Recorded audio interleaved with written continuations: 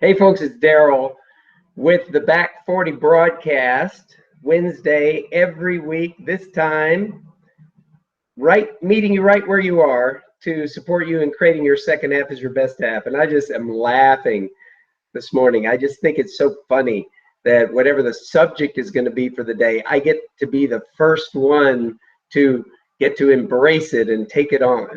And you'll understand what I mean in a minute. So we're about 4 or 5 minutes late with the broadcast, technical problems. Google Hangout isn't working the way it did in the past. It changed. And anyhow, you'll understand more in a moment. But anyhow, just want to say thanks for joining us. Every week we're here. You can join us at theback40.com. And we're really committed. Theback40.com, the Back 40 philosophy, everything is based on a couple simple premises. Now, number one, as Frank Sinatra sings, the best is yet to come. And babe, won't it be fine? And number two, we are thoroughly convinced that you have yet to do what you came here to do. So what we're committed to here in the Back 40 community and our blogs and our programs and the events and community that we're developing is to really support you to create your second half of life as your best half of life. So jumping forward, I want to show you a couple things, and then we're going to get into today's topic. And just in case you're new here, if you go to theback40.com and you sign up to get our weekly inspirational newsletter, you'll have kind of a heads up on what we're going to be discussing today. Because I put out a newsletter at 10 o'clock Pacific time every week, and that's the subject that I bring into this broadcast a couple hours later. So you can sign up at theback40.com. You can also get your top 10 tips for a radical second half there as well. So before we get into the subject, which I'm going to pretty much be revealing as I click through these slides, but I want to remind y'all that we have 2 new books on Kindle, ebooks on Kindle. Birth of the Back 40, the story of how this whole philosophy came about, as well as a book of people who've really taken on their second half as their best half, gone through the eye of the needle and risen from the ashes of midlife whatever. We call it opportunity. Some people call it crisis, to really create their second half as their best half. So you can grab those on Kindle. And also, if you want to click, write down that last link there, you can see a great interview that Alexandra and I did a few weeks ago with Karen Glasser. Really gives a lot of perspective on what we're doing here and what this is all about. Also, real quick, we are putting on a big year creation course. If you can see that, it's a little dark there. So we had to put this together real quick, but that's what's being agile is all about, which we're going to be talking about today. Prepared doesn't exactly mean agile, and agile doesn't exactly mean prepared. But we're going to, Alexandra and I are hosting a big year creation course for the first 3 Tuesdays in December, starting at 6:30 p.m. Pacific time for an hour and a half. Each Tuesday night, we're going to help you really take on, New Year's resolutions kind of go so far, right? They kind of turn into just good ideas at some point. But we want to really support you to create a real future, a big game that you're playing in 2017, and give you a game plan and help you put that together so that it carries you forward in a really powerful way. And you can use this for anything in your life. This could be about career, relationships, building your business, your health, fitness, sex and relationship, you name it. So consider joining us. And we don't have the link on there, but where you want to go is to theback40.com/big-year. So theback40.com back40.com/big-year. So let's just go back here, and first we're talking about Agile today. That's an adjective, yes. And it's way more than that. I love this kind of is a great way to get into this subject. I love this quote: "If nothing ever changed, there would be no such things as butterflies." You know, we don't usually think of something so sweet and, you know, hopeful and full of possibility that's butterflies. But, you know, to become a butterfly, they go through hell. I don't know if you've ever researched or look at what goes on in that chrysalis, in that cocoon. Is a total remolecularization. I mean, they just turn into gunk. These caterpillars turn into just this gunky mass. And guess what? They come out as butterflies. And, you know, that's the relevance for that for us is, you know, in the second half, we've all had some things that could turn us into gunky mush, right? You know, people call things midlife crisis, things happen, but, you know, just change is happening all the time. You know, we gain jobs, we lose jobs, we move into a place, we move out of a place, we get into a relationship, we get out of a relationship. You know, governments have new people coming in. It's like there's just change happening all the time. And one of the tendencies for people as they move into the second half of life is to become kind of change resistant. You know, I grew up in Southeast Texas, and my parents moved when I was 6 years old. We lived on Cherry Lane, and then at 6 we moved to Romero Street, and they're still living on Romero Street, and that's great. You know, we all, you know, a lot of us like the idea that we can go back to the home that we grew up in, and, you know, so not making that wrong. And, you know, there's a tendency, especially as we get older, to want to have our fixed place and the known, and we don't necessarily take on, you know, get all excited about change, whether it be in our career, whether it be in our relationships. And so what this whole idea of agile, number one, it's an adjective that means nimble and quick, you know, like Jack jumped up over the candlestick, right? Jack be nimble, Jack be quick. But also, I like, and I'm going to invite you to go research online, this whole idea of agile as it applies to the software industry. Because what they realized, if y'all remember 10 years ago, you know, you would get version 1.0. And then a year later or a year and a half later, you get version 2.0 of a software, or version 3.0 another year and a half later. And what they realized is that there's a whole lot of product reiterations that they could be putting out, and they could actually be making more money and improving as they go until they wait till they have it all figured out, or wait till it's in some perfected place. And we, those who got Windows 8 and who are even dealing with Windows 10, and God bless those who got Vista and stuff like that. But, you know, even when they think they have them perfected, they're not. So where can we, so in the software industry, they created this process where there's regular feedback. They're getting regular feedback from their customers. They're having regular meetings with their teams inside, and they're doing regular assessments and reiterations, so that there's ongoing development going on versus waiting until it all gets figured out. So I think, how does that apply to us in the Back 40? Well, I think that first off, for those of us who want things to stay the same and we're kind of attached, I think first off we got to give that up. You know, be willing to commit to change, because guess what? It's happening. I mean, I remember when Alvin Toffler wrote Future Shock, you know, 30 years ago, and he was talking about the pace of change even then. And I mean, we're like at change 10.0 compared to, you know, where we were then when he wrote that. But the point being is in the Back 40, if we really are subscribing to this idea, which we promote, that you have yet to do what you came here to do.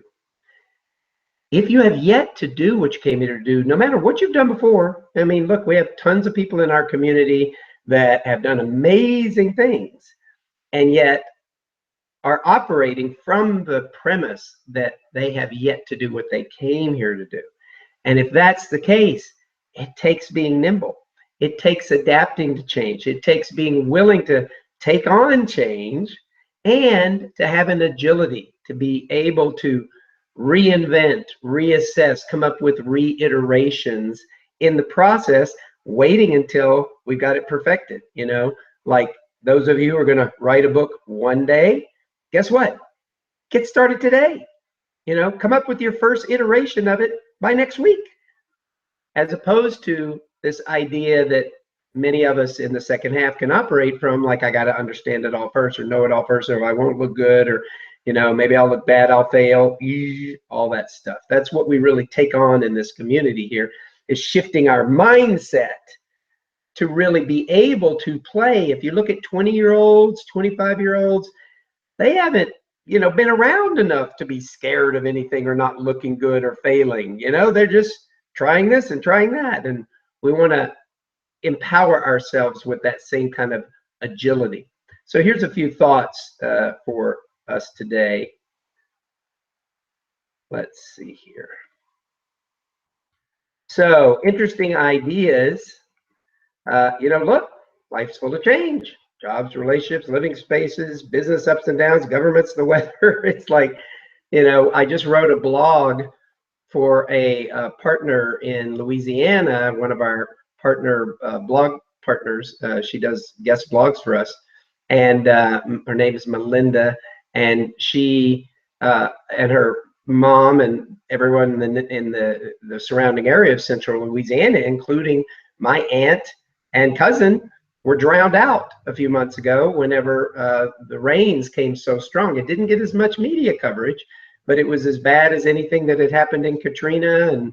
And my parents, 8 years ago, my hometown was covered up with eight feet of water, and everyone in my hometown had to rebuild from the ground up. And my parents were like in their late 60s then. And so, you know, there's going to be a lot of change. It's always going to be happening.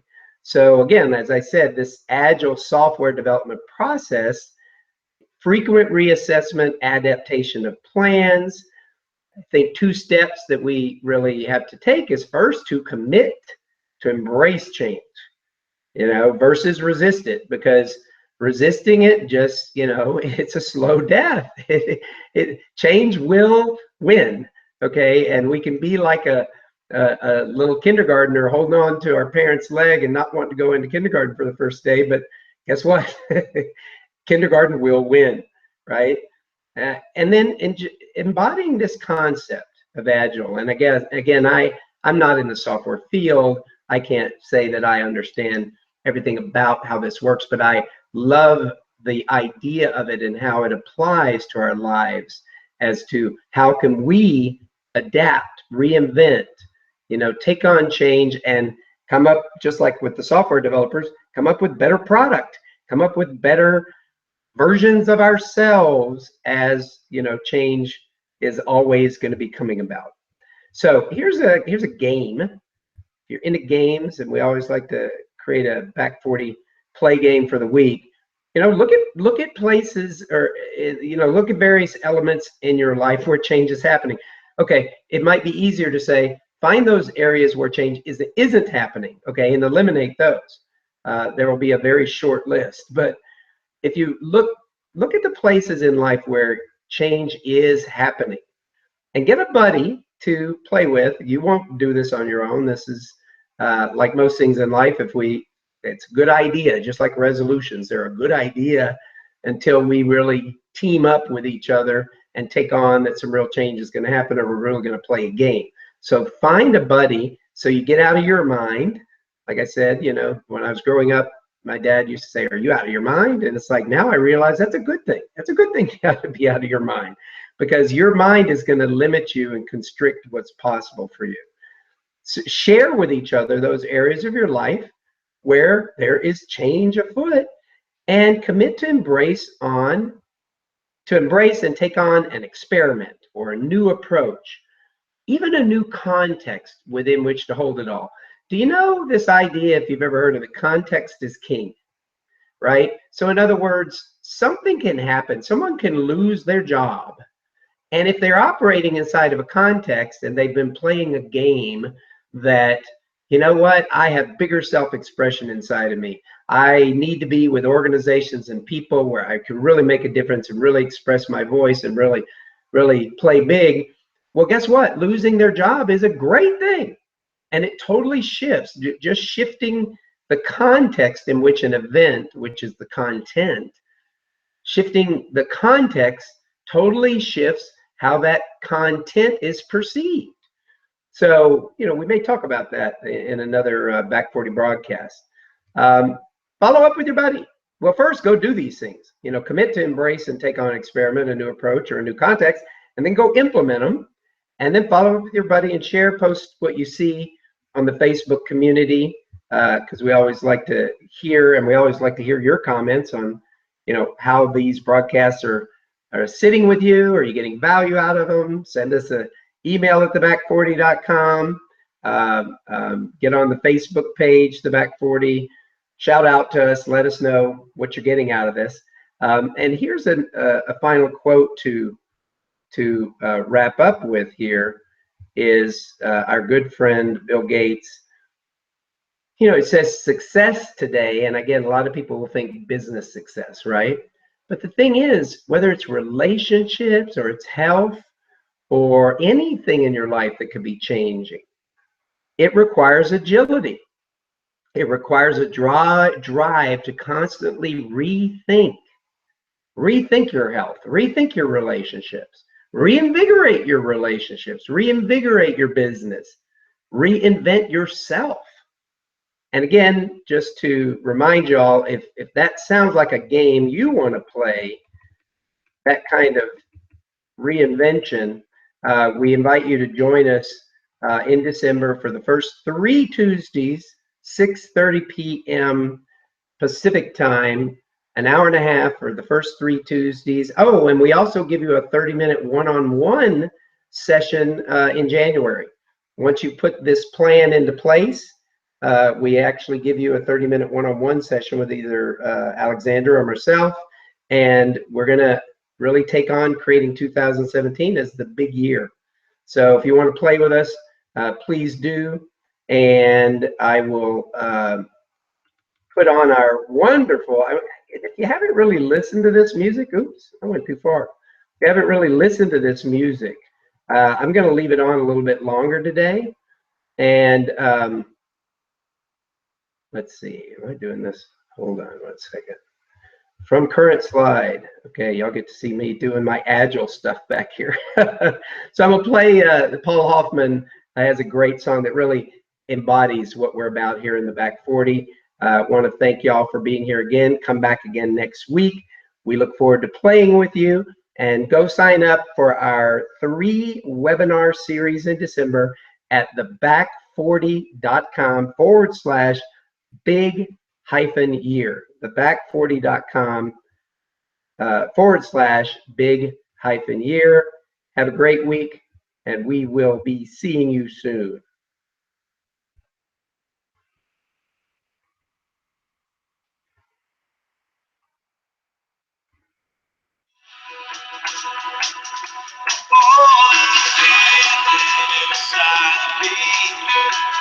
Telling me that I can be more than all of who I am.